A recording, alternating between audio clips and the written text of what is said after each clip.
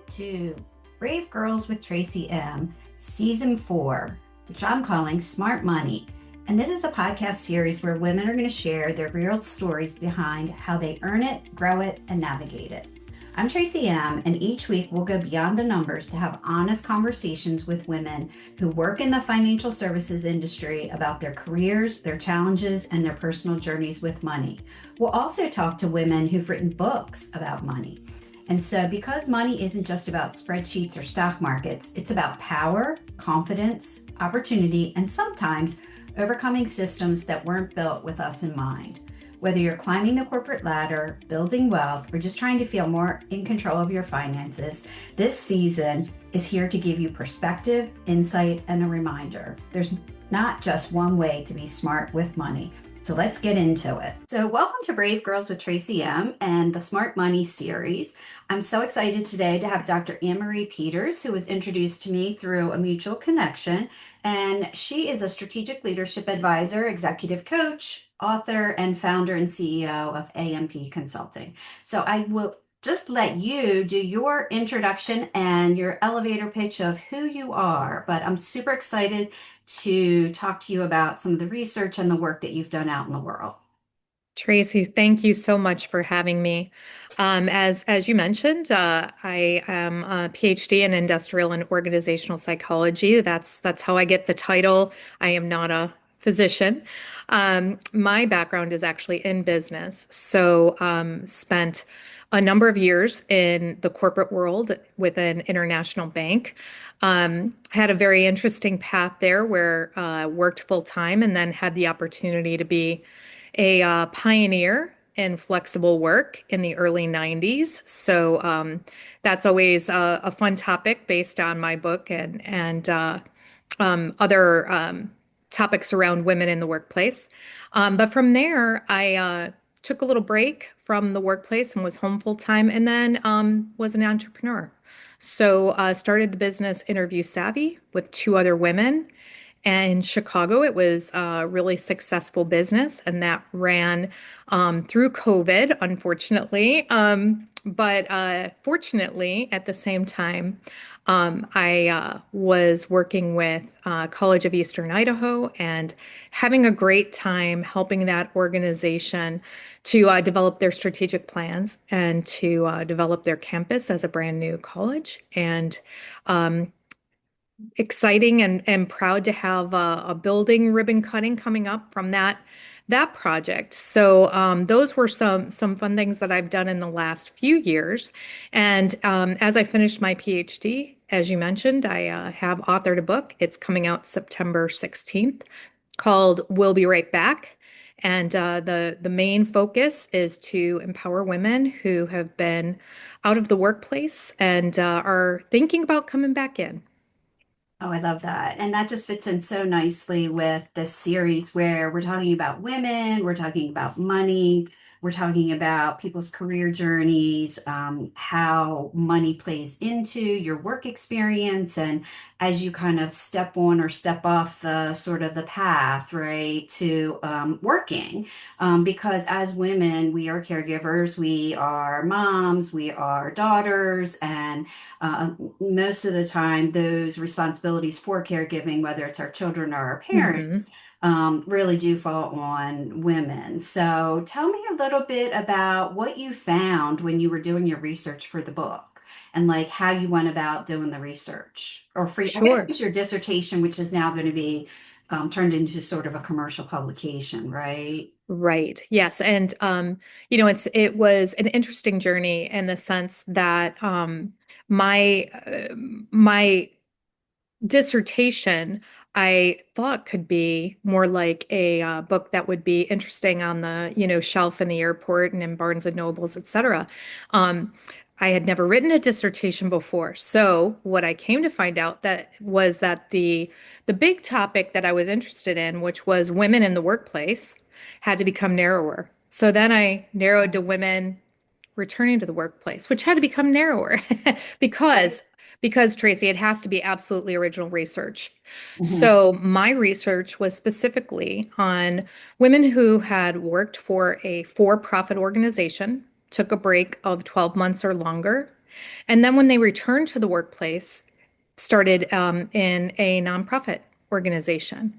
And the real question there was understanding through all of the research that I did on the challenges that we as women face, whether we stay in the workplace, take breaks from the workplace, all of those overriding challenges, combined with the challenges that women face if they do pause and then want to come back into the workplace. My question was, why are women not coming back into their original career sector? Why are they going into a nonprofit career sector? It's very common. Research tells us about 70% of social organizations are made up of women. And about the same percentage of women who come back into the workplace don't go back to their original career sector. So it begs the question, is it because you can't get back in to your original career sector due to the challenges that we know women face? Or is there a philosophical change where you are more interested in doing something in a social organization or a nonprofit organization? And, a little bit more on the research side, the kaleidoscope career model is the theoretical foundation I used for my dissertation, which tells us that, at mid-career, women are more interested in authenticity and balance and are not emphasizing challenge as much as we did when we entered our career. That doesn't mean challenge is gone. Of course, Right. we're all still up to a great challenge and are going to meet and exceed that challenge. But there has now entered in an emphasis on authenticity and balance. So there was a lot of discussion in the actual interviews and focus groups that I held around that topic of I want to spend my time doing something I believe in, doing something that is mission based that I can get behind. And that was reflected in the statistical research as well. That's interesting because I sit on a lot of nonprofit boards and we have paid executive directors. And for example, I'm on the Girl Scout board in Central Maryland, and our CEO was a former CEO of a sock dealership that she Mhm. had for 20 some years. And before that, she had her CPA. And she had been a Girl Scout when she was growing up, and she was also a fellow board member. And she agreed to be an interim CEO until we could stabilize the organization. And I really feel like her accounting background and her entrepreneurial background as a CEO of a Saab dealership is what stabilized our organization because she had those core leadership skills that she had developed, and she's going to work with us as we do our search for our next CEO now that she's sort of righted the ship. But I also think about all the women that I know that are executive directors of mission-based organizations or cause-based nonprofits, whether it's kidney or heart or lymphoma, Right, like all of those. They do tend to be women that have at some point had some kind of a corporate background. right. That's really interesting in that it's tied to the authenticity and the empathy. Hmm. Not to say that you can't be authentic or empathetic in a corporate setting, but it almost is like their brain switches in terms of what they really want at that point in their life. Is that Yes. is that a proper inference, I guess? Yes, I think that's a great way to put it, and absolutely a proper inference. And I think you've also described the situation where you don't necessarily with a change with that emphasis on authenticity and balance. That doesn't mean necessarily that women who are in for-profit corporations are leaving their jobs tomorrow to go do something else. But what it also might mean is that, as you see on your boards, they're looking for other ways to direct their talents and their time that emphasize authenticity and the values that they believe in. And again, that's not to say that they are not able to do that in their corporate position.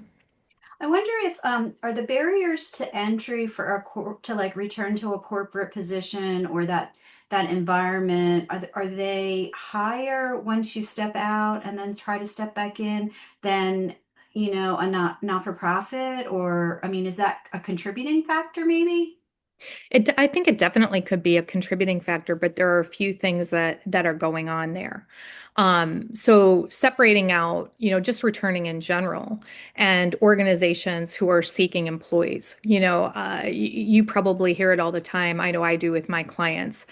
We can't find great people, or we find people and they leave, et cetera. So there's this huge gap that employers state that they're experiencing, yet they're overlooking this really excellent population of potential employees and women who were very successful in their careers and simply took a pause. And some of that is systemic in the sense that, like, literally systemic in, you'll have resume screening systems that are set to screen out long-term unemployed. Well, that's going to catch anybody who's been out of the workplace for 6 months. I mean, traditionally, years ago, that was done because it was thought, well, if someone hasn't found a job in 6 months, then probably they're not qualified for what we want them to do. And Right. that's not, we know that's not true. So some of it can be in outdated systems like that, which, many organizations use just for simplicity and volume purposes. And then there's just not the training and the emphasis in HR in terms of understanding the value that someone can bring to the workplace, and that their former skill set, talents, management experience is not lost. Now, Correct. the Yeah, it other, didn't go away. It didn't go exactly, away. Like, do you exactly, recommend that people, so say you step away for, I don't know, I'm making this up, 5 years to raise your kids until they get into school, because that's one of the things my mom did. Do you recommend that when you put your resume out there that you package that 5 years up in terms of what you actually did? It might not be, working for Campbell's Soup, but exactly. like, Yeah, is that yes. what one of the things is that you recommend to people? Absolutely. And one of the most important pieces of what I talk about and what is a big part of my book is the hidden skill sets of motherhood, just as an example. We as women in any part of our life are more apt to underplay our talents and what we bring to the table, just right out of the box, right? And, Mhm. we all share imposter syndrome, but if you're somebody who's been away from the workplace for a long time, that gets even more emphasized and more internalized. So what I try to do is help people to recognize, I hear this term, I'm just a stay-at-home mom. Ah, you're not just a stay-at-home mom. There are so many things that women who are not working in a paid organization are doing and bringing to the table, and skills that they're developing. So, for example, if you are somebody who is on pause, maybe you were a caregiver, maybe you weren't somebody who was at home as a full-time stay-at-home mom. Maybe you took a break to care for an ill spouse, or an aging parent. Well, if your entire focus was on that person, you were still developing skills. You were developing time management. You were navigating organizations. You were doing research, most likely. You were advocating. I mean, Right. just with that one piece of your life. Now, most likely, in a lot of cases, um, particularly women who are at home full time, are also working in the community, working in their children's schools. If Yes. you tell me that you just ran a fundraiser for the local library, okay, let's unpack that. There are a lot of skills in that: Right. project management, Exactly. market, all kinds of great skills that can be developed from that. So when women return to the workplace, it's becoming more common and more commonly accepted by employers to actually put that experience on their resume. Indeed, LinkedIn, many Mhm. other organizations that are focused on women in the workplace and even specifically returning to the workplace have great templates. Oh, to that's good. help women to characterize that in a way and articulate that is what I really wanted to say, and a way that's valuable to an employer. That's good to know. I didn't realize that. Um, Yes. yeah, well, and a lot of women in in today's world, more of us have AA degrees, bachelor's degrees, master's degrees, PhDs, or terminal degrees. And so it's not for lack of getting education, right? Right. That and and so having those employers look at you through a different lens, I think is going to be really important. Um, Yes.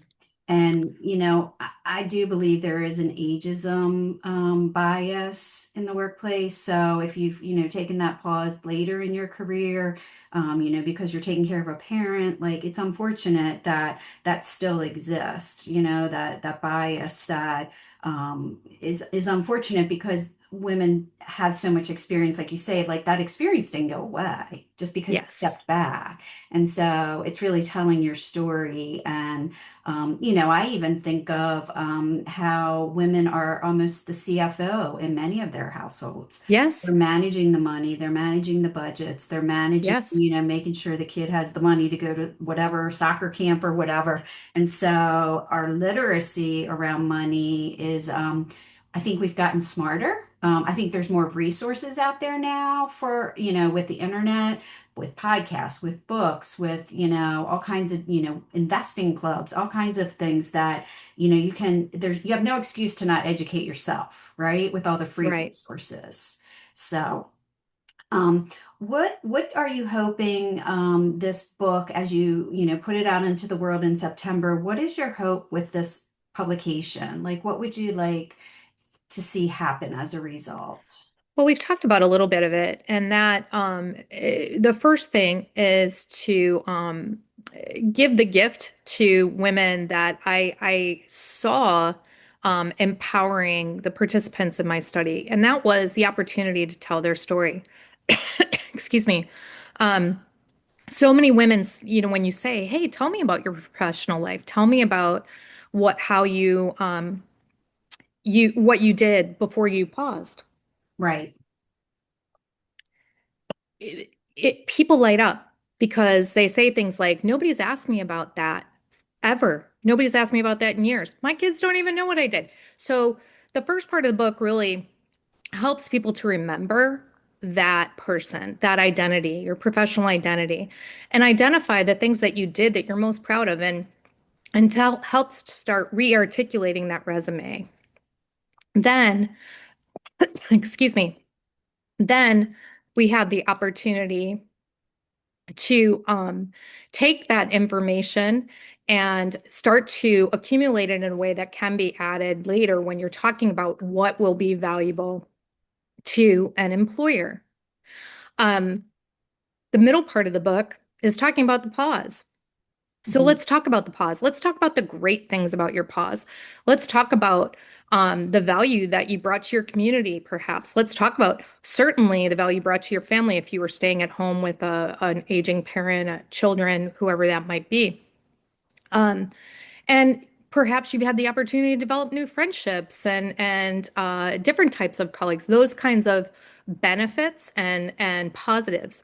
But then importantly, Tracy, it's important to cover the challenges of being on a pause, the isolation, um, the grief. If you are someone who's at a mid-career age, a midlife, you may be losing your role as mommy, right? As your mhm. children go off, you may be losing your role as daughter as your parents age and that those responsibilities start to flip. So, essentially addressing some of those things that the participants in my studies and the women that I talked to were so happy to have the opportunity to say, "Me too. Yes, yes, yes." And so to have that chance to unpack the good and the Right. challenge and recognize, yes, they are challenges and you made it through and you did a great job. And then taking all of that again through the lens of the hidden skill set that you've developed. So we've talked about the skill set you already had, how great you were in your professional life. Now let's talk about that hidden skill set that we already discussed. And then finally, practically to give people advice on how to pull it all together, resources that are available to you, and giving women a 90-day plan. So Mhm. succinctly, I would say, practical advice, but perhaps more importantly, um, making women feel seen and Mhm. understood, and that they haven't been on this journey alone, and they're not going to Mhm. be on this journey alone. We're doing this together. Yeah, I think that's really important that there's actually a community out there of people who are going through the same thing or something similar. And I think also it sounds like providing some clarity to them as they're kind of trying to figure out what's next, right? Right. Like, and so I also hear like, very tangible ways to get clear as well as to get it in action like over the next 90 days, right? Right. So that they're not defeated in the process of Yes. like almost like rebranding themselves, right? For Yeah. because they're Hmm. a different person. Like I know I did the caregiving thing and I'm a different person than before I started, right? Sure. I'm a totally different person. And the things that I learned and was it easy? No, but I did it because I felt like that was the right thing to do, right? Hmm. And made a Hmm. lot of sacrifices personally, but it was wouldn't change a thing, right? Right. But then you come out of it and you're like, okay, like you come up for air, and you're like, okay, now what? And like, do I still have, and then in some ways, I think you're right. I think you don't want the same things as you had before. Hmm. I gotta Yes. believe that a lot of the people told you that, and even the Oh, fact, yeah. they Yeah. didn't even want to go back into now, would they go into like the same functional areas, like domains, or was it different for Yeah, everybody? in some cases, women were going back into the same functional areas. So, right off the top of my head, I'm thinking of a couple of people, one who went back into accounting with a nonprofit, one who went back into higher ed, which is, of course, still Hmm. considered a nonprofit in a IT position. Right. In some cases, yes. And interestingly, one of my participants who is a very successful uh, corporate consultant for a number of years has gone into this smaller nonprofit organization and basically, turned it on its head and has fixed everything. Right, right, So right. really bringing those talents and I think in some cases nonprofits have they have a little bit of a secret weapon, right? Because they're able to offer that mission Hmm. and often are more apt to offer balance. Unfortunately, that often comes with less pay than you're going to get in a for-profit organization, but not always. Not always. Not always right. Right. But one of the interesting things that I found too is that uh, I thought I would hear a lot about difficulty interviewing and ageism and the gap on my resume and those challenges, which are documented and are well researched and are absolutely true. But the women that I had were part of my study, a large number of them, they were overachievers in their first profession and or in their career Right. before they paused. They were overachievers during their pause, Right. Of and that course. got recognized.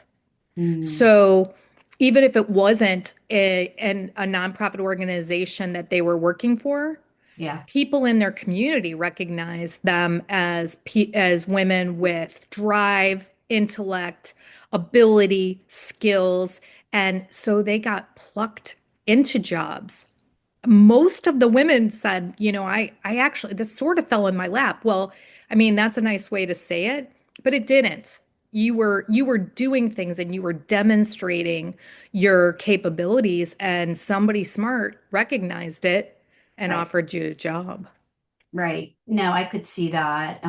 If you were a community, like sort of like a pillar of the community before Hmm. entering, then people are gonna, they're gonna spot those people, right? Because they're the Yes. ones, raising their hands to do things and volunteering and, showing up and demonstrating leadership, right? Right. And Right. so, and I'm sure they are relationship oriented and know the value of building relationships and maintaining relationships. And Right. a lot of times I think that is also how it works in organizations, is it's relationship oriented, right? Like I've worked in companies with Susie Q, and then Susie Q goes over here and she Uh-huh. says, oh, we have this role, I think you'd be great at for it. And I likewise have done the same, gone to different organizations, hear about an opening, and I'm like, they can't fill it. And I'm like, well, actually, I have somebody I used to work with that I think you should talk to. Next thing Right. you know, they get, an offer and they come on board. And because it's a good fit and I can vouch Right. for their performance because I've worked side by side with them. Now, not functionally, but like I've either supported them or I've worked alongside them or I've been in a project or a big program with them. So, I think people want to work with other people that they can know, like, and trust. Yes. Right. And so I'm sure some of these women, demonstrated all of those things. And like you said, somebody smart saw them and said, I think you'd be good at this. Right. Right. Yes. Yeah. And as we've discussed, all those former skills are still are still there. Yeah. They don't And go away. right, exactly, they don't go away. And you're more typically somebody who's going to show up, somebody who's reliable. I mean, you bring all you're somebody who understands how to act professionally. Hmm. All of the soft skills, as people like to refer to it, I refer to them as critical skills, Hmm. right? Who wouldn't want that kind of an employee in their organization? Yeah. Yes. And somebody that's demonstrated it over and over and over again consistently, Yes. that they're willing to be accountable and own whatever they, have that they're doing, right? Yes. And so, yeah, because it's like when people show you who they are the first time, believe them because that's who they are, Yeah. right? It really is. So, what else did you notice? Was there anything else as it related to like people's money mindset or anything like? So, if they did, get an offer from a nonprofit, was it at that point that they had to figure it out? If they were going to be making significantly less? It really depended on the person's Mm, situation. yeah, Of course, if you're somebody who is in a partnership and there's another income, then there's not, you have perhaps more of an opportunity yeah, to take a lower pay scale. A number of women who find themselves in the position of returning to the workplace, it's a sudden thing. I think you discussed one of your upcoming guests, counsels widows. yes, Suddenly somebody finds themselves having to get a job. If a partner dies, if there's a sudden divorce, right. there are a lot of situations in which women are unexpectedly and very suddenly thrown back into the workplace versus the choice of this is something I'd really like to do in a methodical pursuit. And in those cases, of course, the financial part of it is really an important piece. So it has to be balanced, right? I mean, Right. just like with everything else in our lives, um, there's the nice to haves and there are the have to haves, and so it Right. depends on which situation is taking the priority when you're coming back into the workplace. One of the things that I would mention is that previously very successful professional women um, are often very successful again. So even if they have to come into a position that perhaps is not level with what they were before in terms of their management level, et cetera, Right. Right. um, it doesn't typically take too long Hmm. before they start being recognized as valuable and somebody who should be brought up into the organization further. Yeah. So, it's not ideal, of course, nobody wants to go in that situation, but if that's the way that is, I've often seen women very quickly get recognized for what value they bring. And Right. it's interesting too, Tracy, we were talking you and I offline about pay scales for women. And, we could talk all day about the many ways in which we have not advanced as women in the workplace in terms of equity, right? But one of the things that came up in my research that I thought was very interesting, and after I read it, I thought, well, that's really obvious, but I hadn't thought of it before, is that when you think about career and focusing again on a focus on challenge, women and men come in and we're focused on challenge at exactly the same level, Hmm. right? Yeah. And often we start together at the same position. And we start doing that trajectory, right? You start getting promoted and you start Right. making more money and you're on this trajectory and people are fairly in line at that point. And then, so you've been in the workplace, let's say 7, 10 years.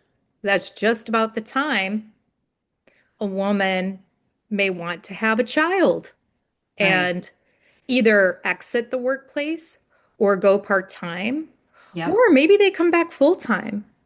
All of those, whatever their choice is, all of those can affect their ability to keep going on that trajectory. Hmm. So obviously, if you leave the workplace entirely, you've dropped off here, but your male peer is still doing this. If you go part-time, well, now you're probably kind of doing this maybe a little bit Right. at a time in terms Right. of income, et cetera. But unfortunately, even if you come back full-time, the motherhood penalty is a real thing. Employers unfortunately make the assumption that you are not um, as promotable as Hmm. you were before. There are a lot of assumptions that are made that are, uh, really without basis. Right. So that's where I think one of the unfortunate uh, exit points is where we start to see the potential CEOs losing some potential. And Hmm. that's not to say you, of course, want to make your life choices, right? But Yes. it's demonstrated impact on income. Hmm. Yeah, and um, when I was doing my research on this whole topic, I was so disappointed because it's like it basically said the gender pay equity will never happen in your lifetime. Like it's going to take Oh 90 my years or gosh. something. I know. I was Hmm. really depressed when I saw that statistic, and I believe it, right? But I do have some hope though because I know in Europe. In the EU, there's a lot of stuff now where companies have to report actual statistics on woman, man, same job, what are the, and they have to demonstrate that they are on parity or they're moving towards parity. And so I think even like, I mean, it's kind of like a shame 'em kind of approach, but I mean, at least that's a step in the right direction to just give some visibility to what the reality is and Yes. to force publicly traded companies to do these types of reportings to the EU. So, and I don't know if that will, jump across the pond to us, but I did have some comfort that that was actually in motion now. Yes. And so that gives me some hope, some hope. Yes, me too. And hopefully, all of the things that we're working toward, including flexible, work schedules that have, I mean, look now versus 6 years ago, right? Yes. How many more opportunities there are for people to have flexible work schedules. And so, I think we certainly aren't grateful for COVID, but there are a couple of things from a work standpoint that have come out of it that can be capitalized on. Yeah, I would agree. So I always ask my guests, what's the bravest thing that you've ever done and how does it inspire what you do today? Gosh, so many things and personal things that you'd probably find really funny, skydiving, some other things. But I think the one thing that would bring the most value to our conversation is talking about going back for my PhD. I had thought about it for many years. Uh, I had finished my master's degree, my MBA early in my career, so it had been a long time since I had been in school when I was in my 50s and thought, I really do want to go ahead and do this. And I was afraid. I was afraid. I went to two really difficult schools and competitive schools. I had no reason to think I couldn't do it, Right. but I was working full time, and I hadn't been there a long. I hadn't been in the seat of a student for a long time, so that imposter syndrome certainly crept in. I didn't tell anybody. I only told my husband. I Yeah. started the program and I didn't tell my colleagues, didn't tell my kids. Told my kids shortly thereafter, but I will tell you the lesson that I learned from that. I should have told people. I should not have been afraid of failing out loud because I Mhm. think too often we we don't don't take the or we don't allow ourselves to be vulnerable to say I'm going to try this Mhm. and know that if we fail we're going to have to just admit it. Right. um I wish I had done that. I wish I had just from the very beginning told people, because I think it inspires other people when Oh, yeah. you demonstrate that you're willing to take a risk and you're willing to do something that scares you. And yes, it's great if it turns out that you're successful, but it's always a life lesson if Right. you don't. Right, right. Yeah, I mean, that was kind of risky on your part. I mean, my mom went back and got her PhD from Columbia when she was 40. And it took her a really long time to finish her program, but she slogged it out and she was really glad that she did it. And, I think she was a little bit the same. Because she wasn't like the best student that there was. She went to, halfway decent schools, but not like Ivy League or anything. And here she got into this Ivy League program and she sacrificed a lot. She would take the train to New York, and she lived in New York in the summer.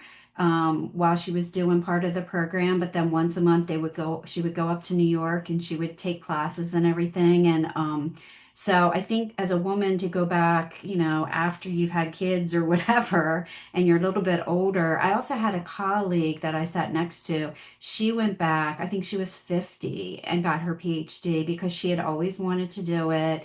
And she really felt like that she loved being a student. She hadn't been a student in a long time, but she loved being a student. And she's gone on to write several books, started a consulting practice, like really helped a lot of people through that terminal degree and through her research and through she did nurse educator training, and so she wanted the world to have more nurses, and so she ran the nursing program at Hopkins for a while, like the training, nurse training. And then she's an amazing human. I mean, she's in her 70s now, but she's still working and very active and using her education to like help the world be a better place. So Right. props to you for doing that. Well, I think it's a lesson that also it's never too late. It's never Right, too late. right. You can always do something new, even if it's not, entirely new. You can Yeah. always do that, and it's worth the risk. Yeah, well, and I'm really excited. We're gonna put all your contact information in the show notes. We'll make sure that there's a link to your website so people can put September 19th on their calendar so they can, order your book and get that, because I think it's very timely in the job market that we're in right now.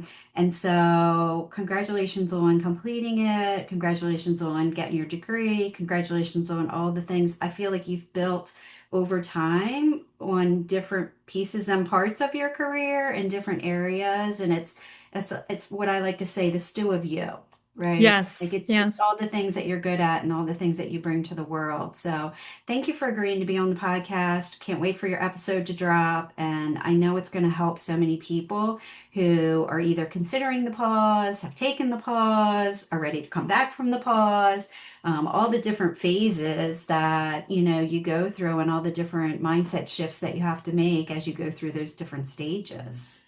Yes. Well, thank you so much, Tracy, and I appreciate that everybody can get on the wait list to be notified about the book when it launches just by going to my website. So thank you again for the opportunity.